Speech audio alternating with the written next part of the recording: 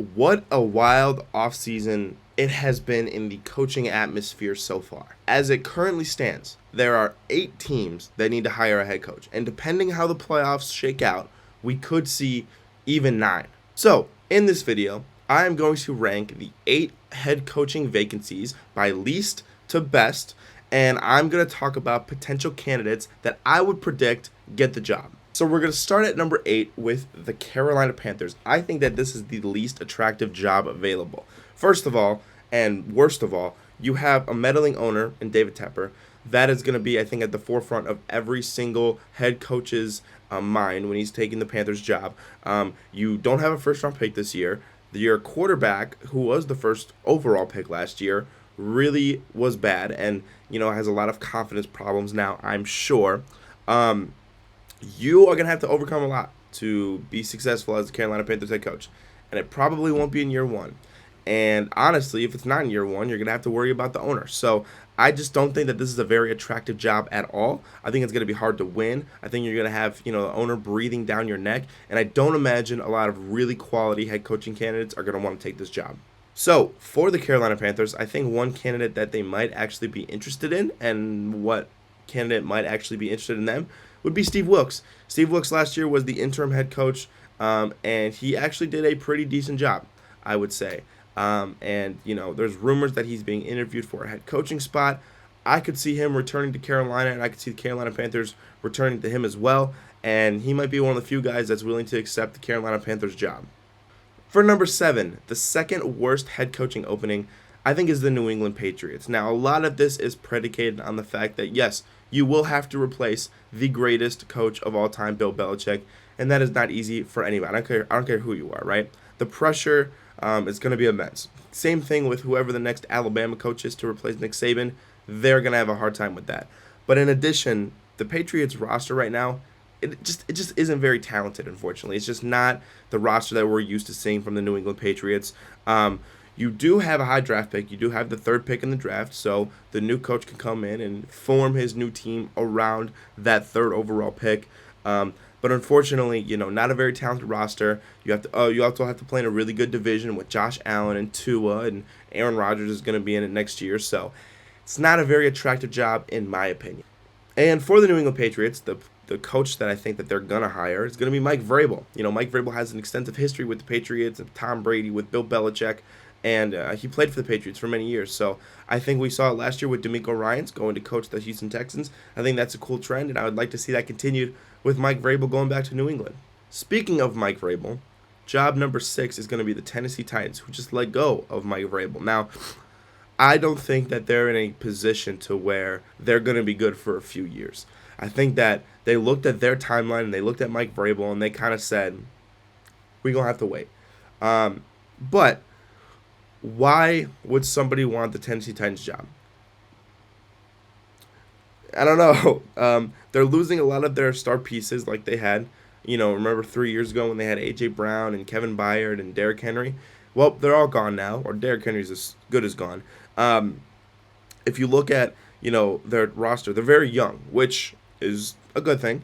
Will Levis is young, Tajay Spears is young, Chiggy Okonkwo, Treylon Burks, young players, right? So you have, this bottle of clay to mold, essentially. I think if you're the Titans, you have to hire somebody offensive. You have to get this offense going. The offense has been very stale and stagnant for the past few seasons. And honestly, I think a perfect candidate for them would be to poach a division rival and take Bobby Slowick from the Houston Texans. He's a young, offensive-minded coach. I think that he could help turn this offense around. And truthfully, I think that not only are you making yourself better, but you're making your division rival worse, which I think is always a good move. All right, next, coming in at number 5, I have the Los Angeles Chargers. Now, there is pretty much nothing good about this job, but the one thing that is good makes it very redeemable, right? Because the Chargers are in cap hell. They have a lot of cap issues. All of their players, with the exception of one, are either old and expensive, old and injured, or expensive and are no longer good. We're looking at you, Austin Eckler, unfortunately. Also, you have to play Mahomes twice a year. Not fun, right? Not fun. Chargers don't have a really big fan base, so it's not like you're getting a really big fan base with you. So why the hell would anybody take this job?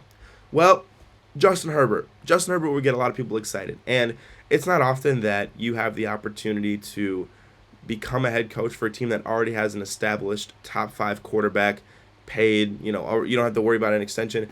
He said, like, out of everything that you would want a quarterback, and that's about the only thing that the Chargers have. So, again, I think Justin Herbert makes this job as attractive as it could possibly be given the other circumstances, and without him, this job would probably be number 7, because I think the rest is that bad. But Herbert definitely saves this job for a lot of people. At number 4, I'm going to include it just because I kind of have to, but it's kind of a formality at this point. It's the Raiders. Now, I'm just going to say, I'm not going to waste your time. I think Antonio Pierce does get the Raiders job. I don't really get a sense that they're looking elsewhere. I think that he finished out the season strong with the Raiders. They put on a lot of good performances, like they beat the Chiefs. He's going to get the job. I'm fairly certain of that.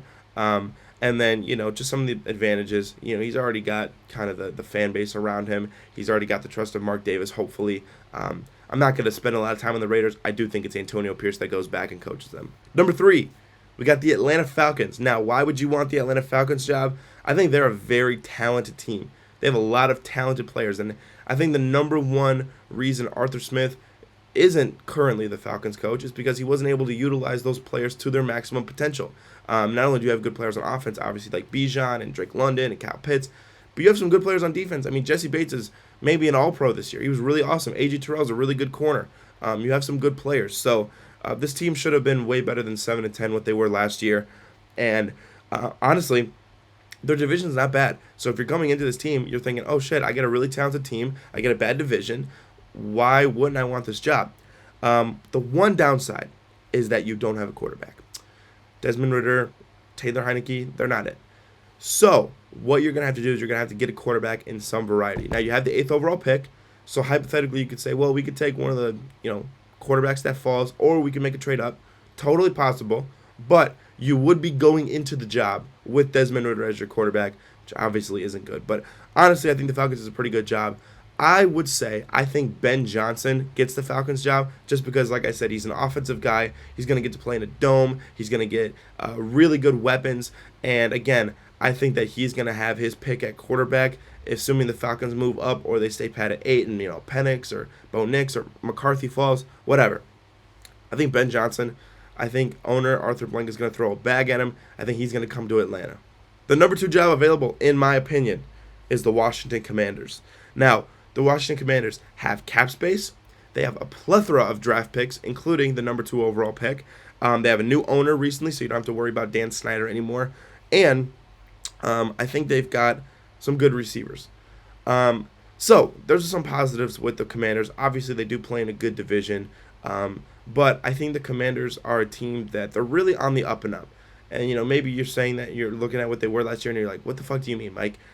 New owner, I think, changes a lot. It's going to change the culture. They hired Bob Myers, the former GM of the Golden State Warriors, to help build that dynasty. He is now in Washington. They're going to make a lot of other big money decisions. This team, this culture, they're going to be a lot different in a few years. And I think a guy to spearhead that would be Bill Belichick. Again, East Coast guy, going to stay in the East Coast, continue to coach. He's going to make that defense as good as it possibly could be. Bring in, and again, maybe this sounds crazy, bring in Josh McDaniels to be the offensive coordinator, who has had lots of success under Bill Belichick. Bring him in, and I think we see this Washington team become a lot better than they've been in years past. And I really do think Bill Belichick could turn this team around like that. And then, in my humble opinion, the number 1 job available is the Seattle Seahawks. Here's why, right? First of all, you're inheriting a team that went 9-8 the previous year. Like, they were a Packers loss at the end of the year away from making the playoffs. Okay, that's pretty good. You have a young, talented roster, a lot of really good young pieces on this team. Now, you might say, well, the Seahawks, they don't have a lot of cap space. I guarantee you, whichever coach comes in, whichever GM comes in, or not GM because John Schneider's still going to be there, whatever coach comes in, they're going to look at all the old players on expiring contracts, and they're going to say, cut. Expect a lot of Seahawks cut this offseason, just letting you know. So I don't think the cap is going to be too big of an issue. Also, you have a good owner, you have a good GM, you have a lot of things going for you. You have the 16th overall pick in the draft. Pretty good. I do think that this job is going to Dan Quinn. I'll be honest. Dan Quinn is a tenured Seahawks coach. He's been there. He actually predates Pete Carroll in Seattle, believe it or not. He was the defense coordinator during our Legion of Boom Super Bowl runs, obviously the best years in Seahawks history. He has been very, very good as the Dallas Cowboys defense coordinator. Had a few seasons in Atlanta. Went to a Super Bowl, actually, when he had Kyle Shanahan. But I think Dan Quinn's going to get the job. His number one job is going to be to get a good offensive staff along with him. If he can do that, I think he can have success in Seattle. So that is my list about the head coaching vacancies in the NFL right now and who I think could fill those roles. Let me know in the comments down below what you guys think. Don't forget to subscribe, and I'll see you guys in the next video. Peace out.